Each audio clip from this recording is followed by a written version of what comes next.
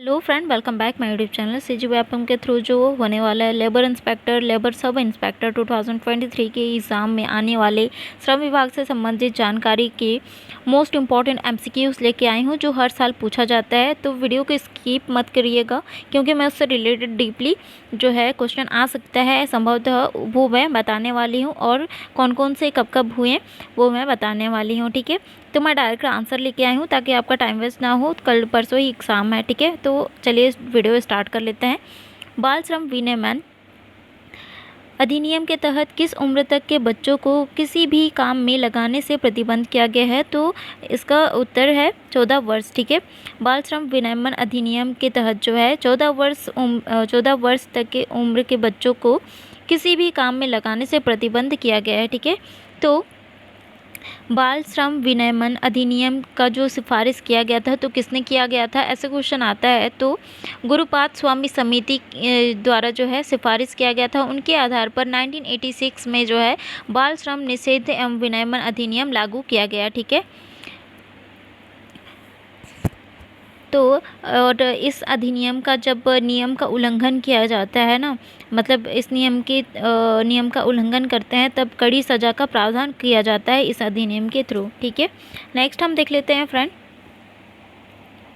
बाल श्रम निषेध नियमन अधिनियम के तहत 14 वर्ष से कम आयु के बच्चों से काम करवाना किस प्रकार का अपराध माना जाता है? ठीक है, जो है बाल श्रम निषेध नियमन अधिनियम के तहत जो है 14 वर्ष से कम आयु के बच्चों को जब काम करवाया जाता है तब कौन सा अपराध माना जाता है? तो इसका राइट आंसर क्या है? संज्ञेय अपराध। ठीक है, संज्ञेय अपराध क्या होता है?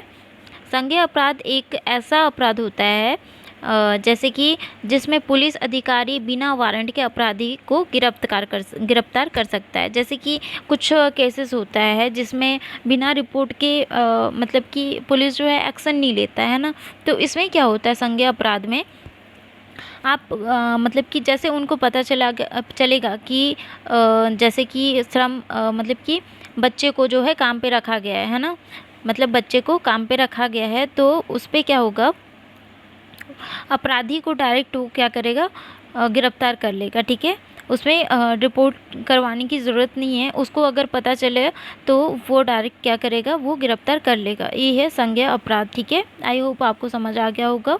नेक्स्ट हम देख लेते हैं, भारतीय संविधान के किस अनुच्छेद में 14 वर्ष से कम उम्र के छोटे बच्चों को खतरनाक कामों में प्रतिबंध लगाया गया है?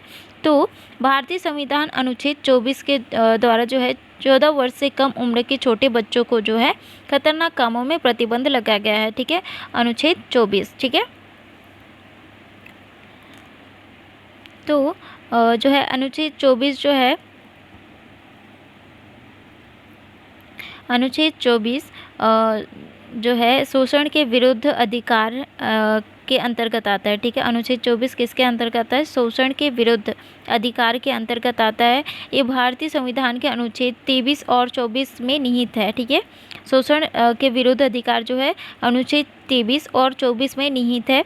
ये जो है महत्वपूर्ण मौलिक अधिकार है जो है प्रत्येक नागरिक की किसी भी प्रकार के जबरन श्रम से जो है सुरक्षा की गारंटी देता है। ठीक है, यानी कि इस अधिनियम के थ्रू जो है किसी भी श्रमिक को या किसी भी नागरिक को जबरन किसी से श्रम नहीं करवा सकता।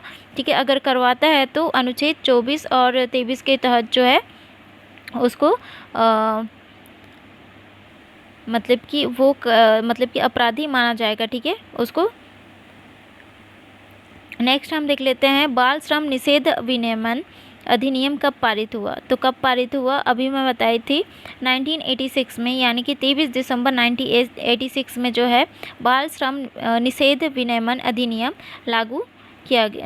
पारित किया गया। ठीक है,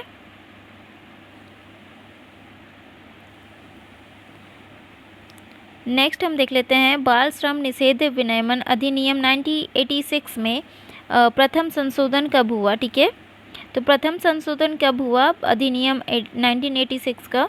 तो 2016 में हुआ। ठीक है, नेक्स्ट हम देख लेते हैं, बाल श्रम निषेध नियमन बाल श्रम निषेध नियमन अधिनियम 1986 के तहत यदि कोई व्यक्ति दोषी पाया जाए तो उसे क्या सज़ा हो सकती है? ठीक है, तो क्या सज़ा हो सकती है अगर वो दोषी पाया जाए?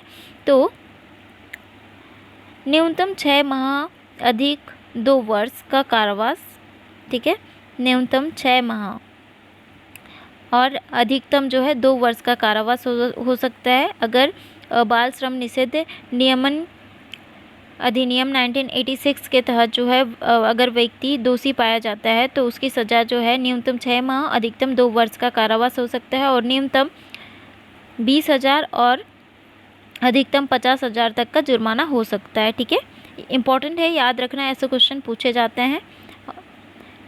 विश्व बाल निषेध दिवस कब मनाया जाता है? विश्व बाल निषेध दिवस तो 12 जून को मनाया जाता है, इम्पॉर्टेंट है, ठीक है, पूछा जा सकता है।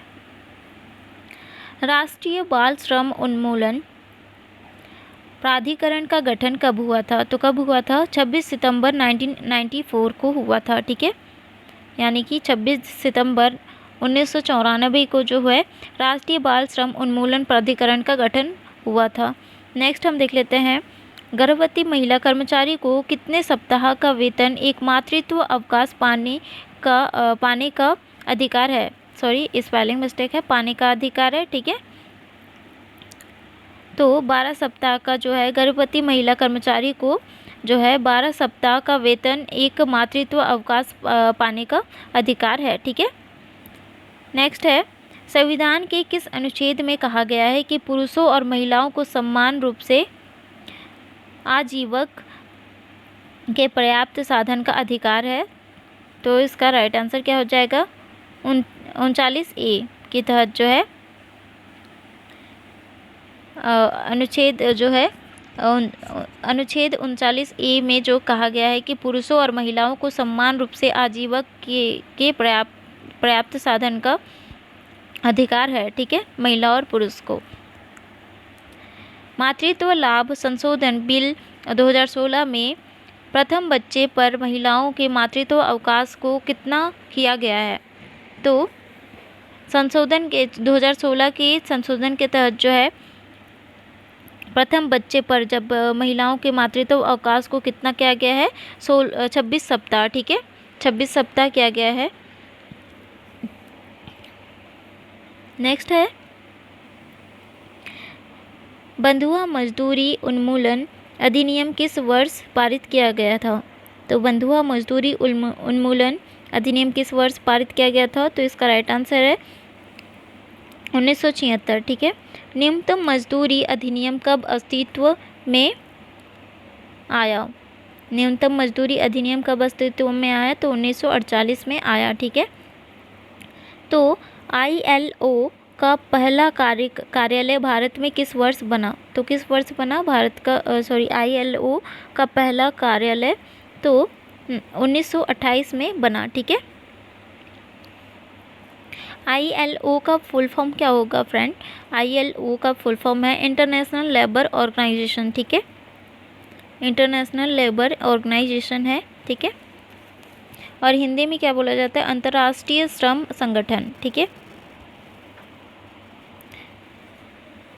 और जो है 1922 में भारत इसका जो है स्थायी सदस्य था और जो है भारत में जो है फर्स्ट ILO यानी कि इंटरनेशनल लेबर ऑर्गेनाइजेशन का जो ऑफिस है 1928 में स्थापित किया गया था, है ना, ठीक है। और जिसे हिंदी संयुक्त राष्ट्र संघ की विशिष्ट जो है त्रिपक्षीय एजेंसी है, ठीक है, ये जो है संयुक्त राष्ट्र संघ की विशिष्ट त्रिपक्षीय एजेंसी है। ये एजेंसी के थ्रू जो है मानव अधिकारों के विकास को बढ़ोतरी के लिए कार्य करता है ये एजेंसी, ठीक है। ये जो है मजदूरों की सुरक्षा, स्वास्थ्य और उनके अधिकारों की सुरक्षा सुनिश्चित करता है, ठीक है। नेक्स्ट हम देख लेते हैं बंधुआ मजदूर पुनर्वास योजना कब लागू किया गया, ठीक है। तो कब किया गया? 2016 में, ठीक है। नेक्स्ट हम देख लेते हैं संविधान का कौन सा अनुच्छेद बंधुआ मजदूरी का प्रतिबंध लगाता है, ठीक है। तो कौन लगाता है? अनुच्छेद 23, ठीक है, अनुच्छेद 23 जो है बंधुआ मजदूरी पर प्रतिबंध लगाता है, ठीक है। नेक्स्ट है संविदा श्रम अधिनियम कब बना? संविदा श्रम अधिनियम जो है 1971 में बना। ठीक है। सरकार ने त्रिपक्षीय आयोग का गठन किस वर्ष किया गया था? तो किस वर्ष किया गया था? तो 1961 में जो है त्रिपक्ष आयोग का गठन किया गया था। तो त्रिपक्ष होता क्या है फ्रेंड? त्रिपक्ष आयोग क्या होता है? एक गैर सरकारी अंतर्राष्ट्रीय संगठन है। ठीक है, जिसका उद्देश्य क्या है? जिसका उद्देश्य है जापान, पश्चिमी यूरोप और उत्तरी अमेरिका के बीच जो है घनिष्ठ सहयोग को बढ़ावा देना है। ठीक है। और त्रिपक्षीय आयोग का पहला सार्वजनिक बयान जो हुआ था ना, जो है अक्टूबर में हुआ था 1973 में। कहाँ हुआ था? टोक्यो में जारी किया गया था इसका पहला सार्वजनिक बयान। ठीक है। और त्रिपक्षीय आयोग क्या होता है? एक गैर सरकारी जो है अंतर्राष्ट्रीय संगठन है, जिसका उद्देश्य क्या है? जापान, पश्चिमी यूरोप और उत्तरी अमेरिका, ठीक है, के बीच जो है घनिष्ठ सहयोग को बढ़ावा देना है। ठीक है। और इसका पहला जो है सार्वजनिक बयान कहाँ हुआ था और कब हुआ था? तो अक्टूबर 1973 में टोक्यो में जारी किया गया था इसका पहला सार्वजनिक बयान। ठीक है, इंपॉर्टेंट है, याद रखना, त्रिपक्षीय आयोग। नेक्स्ट है बोनस अधिनियम सिफारिश परिणाम है। बोनस अधिनियम सिफारिश परिणाम है तो त्रिपक्षीय आयोग का। ठीक है। नेक्स्ट है, और इस वीडियो का लास्ट क्वेश्चन है। ठीक है। और वीडियो पसंद आए तो जो है फ्रेंड, वीडियो पसंद आए तो लाइक, कमेंट, शेयर ज़रूर करिएगा और मेरे चैनल को सब्सक्राइब ज़रूर करिएगा। मैं ऐसे ही वीडियो लेके आती हूँ इंपॉर्टेंट क्वेश्चन का। ठीक है। तो एक महिला जो मातृत्व लाभ प्राप्त करने की भी हकदार है, उसके लिए चिकित्सा बोनस की राशि कितनी है? तो 250 रुपये है चिकित्सा बोनस की राशि। ठीक है। तो ये था आज का इम्पोर्टेंट क्वेश्चन फ्रेंड। अभी तक आपने मेरे चैनल को सब्सक्राइब नहीं किया है तो सब्सक्राइब कर लीजिए, ताकि और बेल आइकन को प्रेस कर लीजिए ताकि आने वाले वीडियो का जो है नोटिफिकेशन आप तक पहुँचे। ठीक है। मिलते हैं नेक्स्ट वीडियो में इम्पोर्टेंट क्वेश्चन के साथ।